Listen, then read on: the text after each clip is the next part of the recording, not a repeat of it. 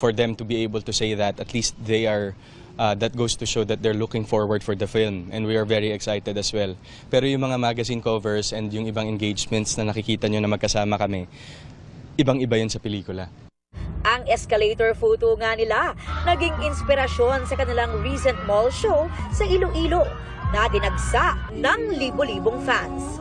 Viral pa ang mala daredevil pagtalon ni Alden para samahan si Kat sa escalator. Nag-usap kami na parang utilize namin yung stairs, parang katulad nga dun sa magazine cover na lumabas. And then, parang inisip ko kasi medyo mahaba, kung bababa pa ako and then I had to go up, mas mabilis siguro kasi matatapos na rin yung kanta.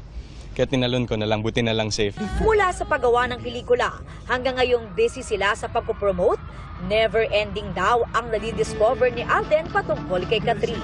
Sa tanong kung tingin ba niya ay girlfriend material si Catherine, Catherine Bernardo is very ideal in a lot of aspects, hindi lang sa pagiging girlfriend. As a person, as a co-worker, as an actress, an ideal woman in general. That's how I would like to leave that.